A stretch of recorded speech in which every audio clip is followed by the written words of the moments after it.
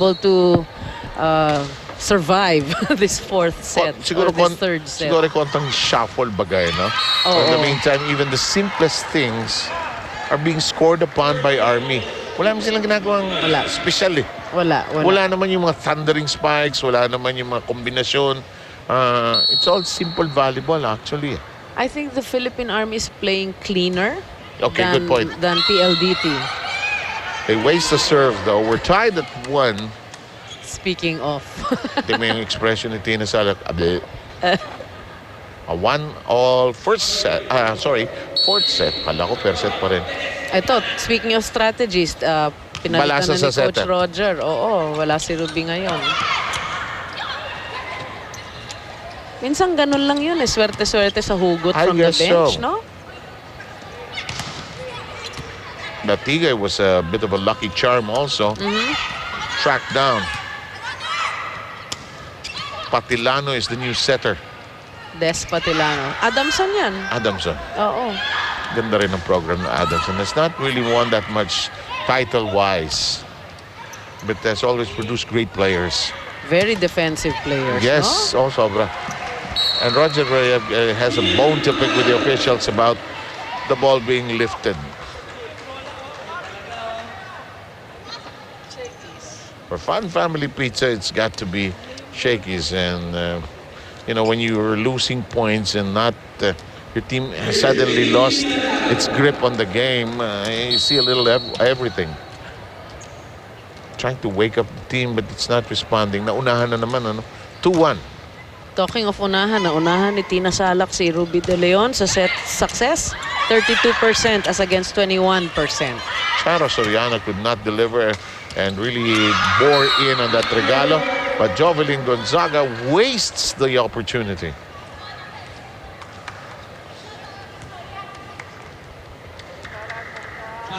But if I would personally choose a player na yung resilience, yung parang may roly-poly bounce back capabilities, it's Gonzaga. She'll make an error but will not do it 2 in a row. Babawi siya agad. Babawi siya agad. Balse. Good coverage by Aganon. Pinababayaan niya yung mga ate magwala eh. Sige.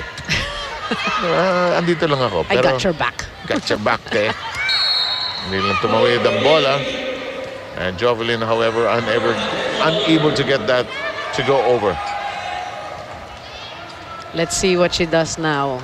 The second time around. 3-2. And Tina Salak telling her ganito, ha? Axel is our official outfitter here in the Shakey's B-League. Gapang. Patay. Charo Soriano gets a crawler over the net.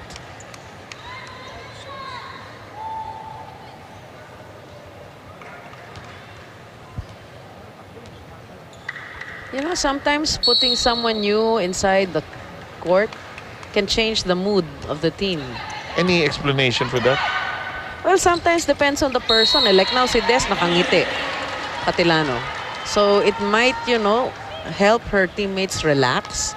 Kasi nakangiti siya eh. I can't help but remember Oji Mamon telling one of his UST players, pumasok ka, kausapin mo, guluhin mo sila. Guluhin mo. Pasayahin mo sila. O malay mo, di ba? Minsan ng libero, yan. Yan ang trabaho ng libero kasi in and out ang libero, di ba?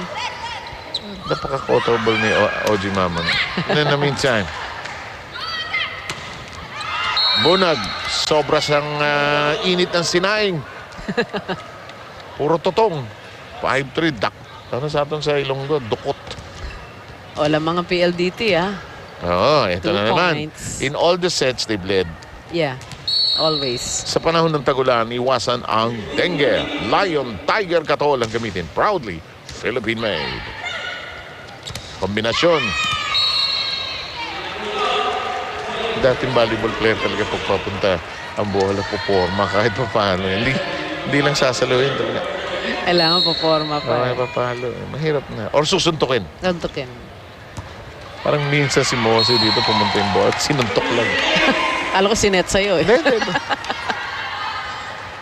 Papaluin ko yun. Kawawa lang. May player sa harap eh. Hinabol. Naawa lang. Baka kung anong maling kung tama dyan. Uy, lakas. Kaiskog. Jovelyn Gonzaga wasting that one. 6-5. Glad you're with us this afternoon on the Shakey's V-League coverage time, Monday to Friday, 1 o'clock in the afternoon here on GMA News Network. And the time, here's Benting Salak. Si Tina does not give up on the ball quickly, ano? Oo. Itataas niya kahit pa paano. Yan ang trabaho ng setter yan, Exactly. diba? Pangit daw, pagagandahin. Touch, net. 7-5, PLDT home telpad still in the lead slightly by a deuce. Shakey's V-League is powered by Motolite battery, pang matagalan. Bonag. Na-absorb na yung palo niya. Benting, Salak unable to keep it in play. It is 8-5, PLDT home telpad first. Tell his players, instead of pointing out the errors, why not help each other by cooperating with the gameplay? He then tries to lift up his players by reminding them that the game is not yet over and they could still make up for the lost sets. Back to you guys. 9-5, thank you, Julian. And that, I think that's one of his best coaching pieces here. Partially deflected into the back row. Dindin Santiago takes care of it. Bunag recycles. Jovelyn skids for it. Nagkagulo ang habang mga binibini. Nakatakot dyan, masipa ka, no? Oh, Sa haba ng mga itong present generation, ano? Oo. You know, PLDT seems to have strengthened their defense in terms of digs. Lamang sila 27% as against the Philippine Army's 12% here in the fourth set. And reflected by the score at 10-5. Tinaas. Ay! Napahiga lang si Maru Banatikla kasi wala na siya sa position. Denied na niya yung unang bola kanina. 10-6 and Pantone still manages a nice smile despite the fractured offense. 6-10.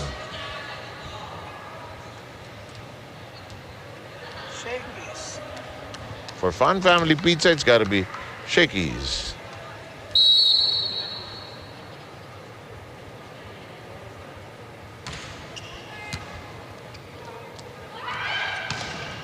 Itinaas si Bunag ito. Wala, nag-usap na kanina. Basa mo yung utak ni Tina. Then nag-usap sila. Nakita ko lang. Hindi naman ako magagaling. Kala ko naman. Galing mo na. Then sinabi lang niya, ito takbo. Nag-hand signal yung dalawa. Okay. I thought you read Tina's mind. I read her lips. And her hand signals. Kinausap niya si Joanne, ito takbo ka rito. And that just sort of confirmed it. Pero ang hirap i-blockin na, kasi Dindin was there eh. Yeah. Eh what if suddenly dinisay niya quick? Bunag uli. Kaya nga kailangan ng setter ng mata sa likod para makita mo kung ibablock si Dindin o si Open. Boy, this is, diba, this comes from our generation. Ini-instamatic, ano? Instamatic. Diba, hindi lang selfie. Ayan, Tina, teaching. Transfer of technology. Oh. Means this one, it makes it 11-8. PLDT trying to inch along, trying to gain some kind of acceleration to be able to win the set and force the fifth. And quick deciding fifth set. Hindi makakapit pa eh. They've lost the handle in the second and the third. Dindin unable to get it across. Hindi nagkaintindihan yung dalawa sa play.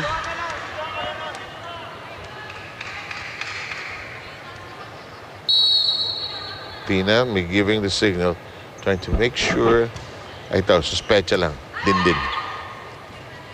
Yun nagkaintindihan. Kasi ano yan, yung mindset ni Tina, bawi yung Always, oo. spiker. Para tumaba ang puso ng spiker niya. Diba? Tsaka makalimutan na yung nakaraan. Alam mo to, ito ang game na talagang kailangan magaling ka sa move on. Move on. Can't dwell. Right. Bad vibes. Patilano. And Bunag unable to track it down, out of reach. 13-9, PLDT home Telpad trying to force the 5th set. Who would have thought? Deep into the night. Hindi naman. 8 Maaga ng pa. gabi, nagbabalibol pa tayo, no? Yan ang pagmamahal natin sa volleyball. Sobra gali. Sobra gali. Sobra gani. Samantala, Banatigla gets that to bite. 13-9. Sa mga nanonood sa Pampanga at Tarlac, ayab ka panapon kay Kongan. And I know you're watching on GMA News TV. Glad you're with us to enjoy the volleyball every afternoon here in the Shakespeare League. Itataas ni Tina Salak. Kay Dindin, tusok. Na love ni Dindin. Yung mga running na gano'n. Oh.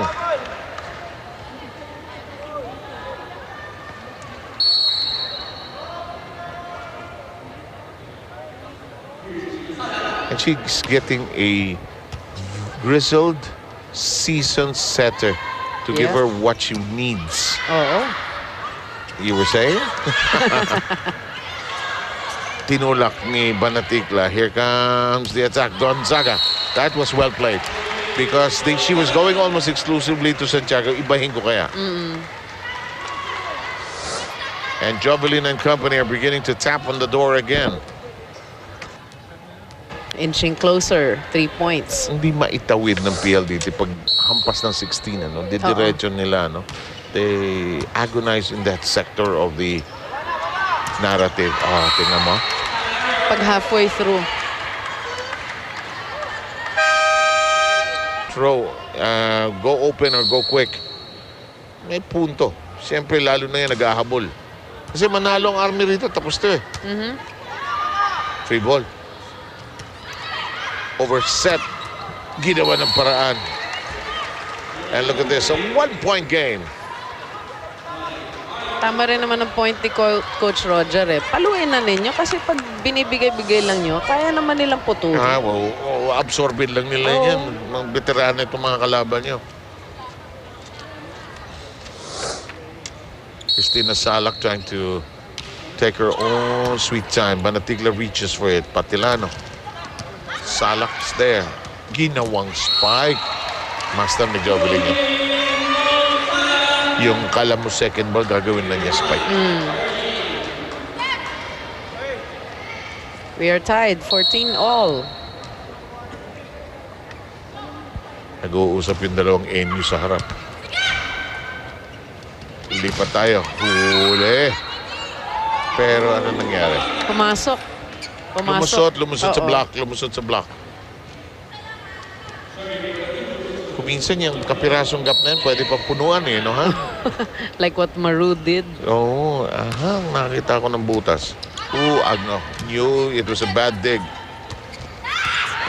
And Gonzaga's beginning to catch fire here. We're tied at 15. Balsa darts back in. Watch this. Watch how Jovelyn Gonzaga strikes. She scored the last 2 points. Fully extended yung kanyang kamay. So she clears the net. Let's go now with Dindin Santiago. Lenting. Soriano foiled. Sa grip. Lumamang sa bawat set eh. Ang layo pa to, no? Pero parang may inkling siya eh. Oh. Nabibitaw na naman yung mga ladies niya. Nako. Unforced error.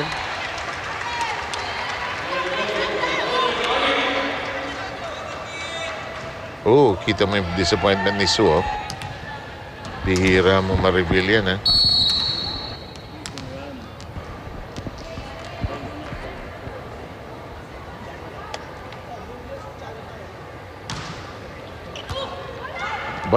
Balikat na yung ginamit doon, ha?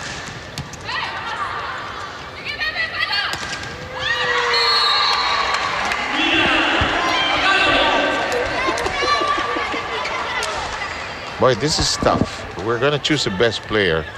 It's never easy, huh? We just to base it on stats kasi. It's overall impact, eh.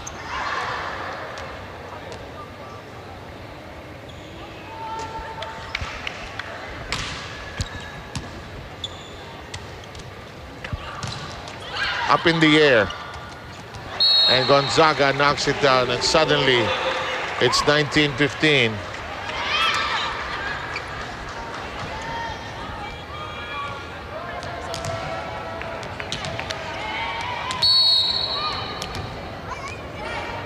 Yung sinasabi ko, pag pumasok ang serve ni Dindin, mahirap pigilan. Ano? Nakatatlo na siya.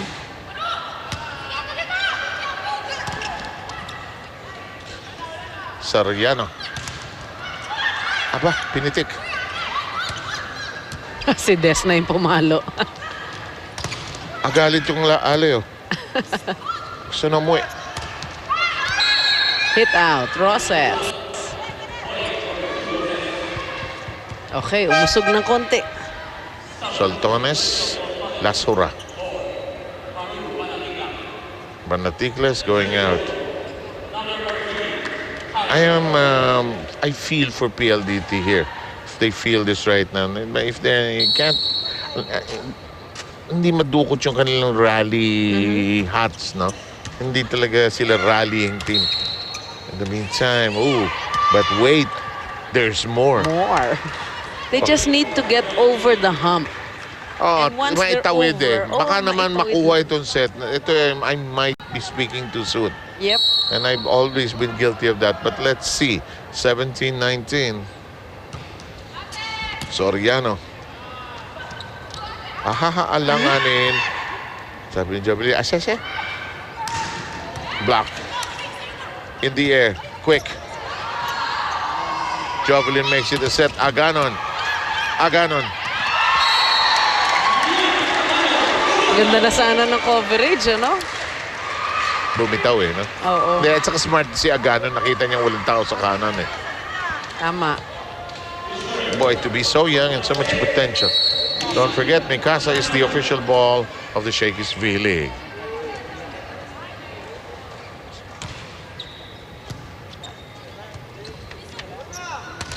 Huli.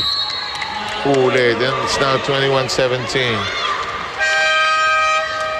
Ruby De Leon ibabalik. You know, you'll never know. With fresh legs like Soltones and Ruby De Leon, nakapagpahinga yan ng matagal-tagal di ba?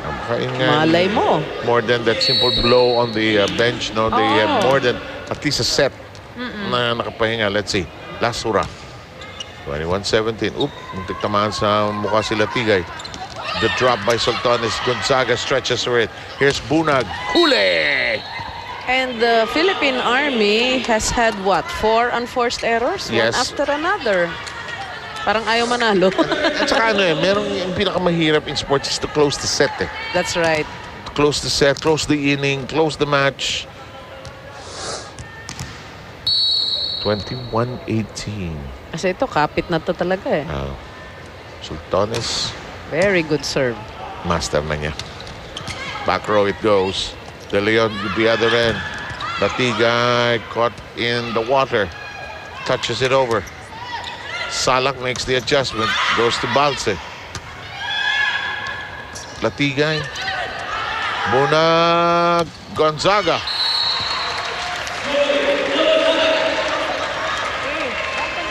The Bionic Guapa. Ilongga Bionic Woman. Malupit. Sa amin sa Negros at sa Iloilo, change accent. Change accent. Ilungga. Roses. Salak. Hits a strike by Bunag. Latigay De Leon. Dead.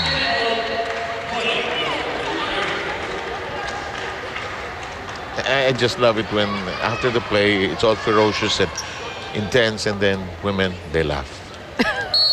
Mostly tells me, don't try to even understand.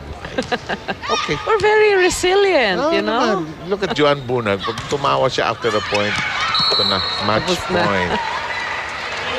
Match point. Sabi ng PLDT, they were leading in all the sets. No? Yeah. Second, the third, and even here in the fourth.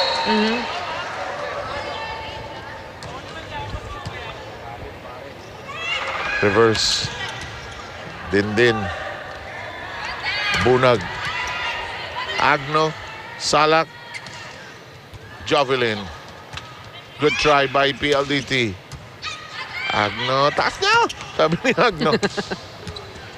Taga, third longest rally. Ooh, and it's done. It's done. Two in a row. Losses by PLDT. But this one, they played better. Much better. Much better. May second round pa naman. But I'm sure from in the mind of Roger Corev,